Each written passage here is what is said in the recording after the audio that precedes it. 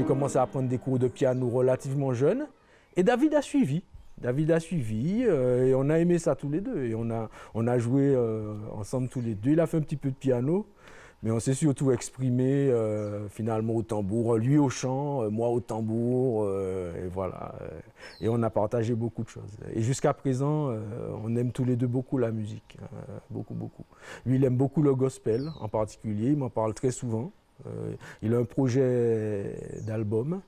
Et encore une fois, de ce qu'il m'a dit, la musique est pour lui un vecteur essentiel dans sa mission d'évangélisation. Et plus il pourra la porter haut, on va dire au cœur de sa démarche de foi, et plus il va le faire.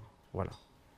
Donc le rapport que j'avais avec David, c'était surtout un rapport de grand frère protecteur, on va dire. Hein. Donc j'avais pour mission qu'il ne lui arrive rien de grave. Et donc voilà, j'avais ce regard sur lui. Mais enfin, on a toujours eu plaisir à échanger ensemble, à discuter ensemble. On s'est toujours en fait bien entendu. Hein, puisque bon, il y avait assez de différence pour qu'on n'ait pas de rivalité trop forte entre nous. Les choses étaient établies et assez claires de ce point de vue-là.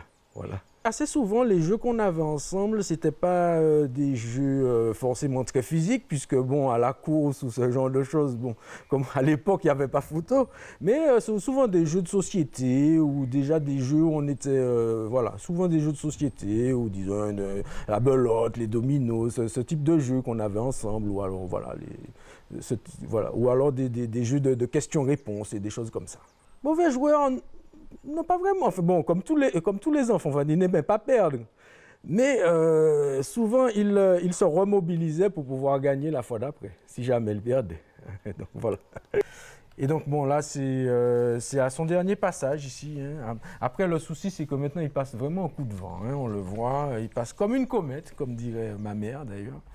Et voilà, donc avec ma belle-sœur, mes deux belles-sœurs d'ailleurs, mon épouse, mon fiston et voilà, David, en vacances en Guyane. Hein. Il travaille, mais bon, il se considère en vacances quand il est ici. Voilà. Et alors le must, ça c'est le must, écoutez, David qui fait du repassage. Hein, c'est que vraiment il doit être coincé là. Hein, donc il fait son repassage.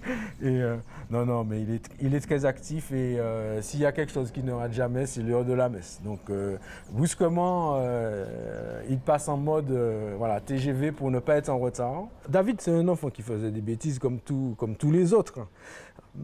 Et ceci étant dit, il préférait assez souvent être déjà celui qui dit « Attention, il paraît que ça c'est une bêtise, donc prends garde, parce qu'il peut t'arriver des ennuis. » Voilà, déjà.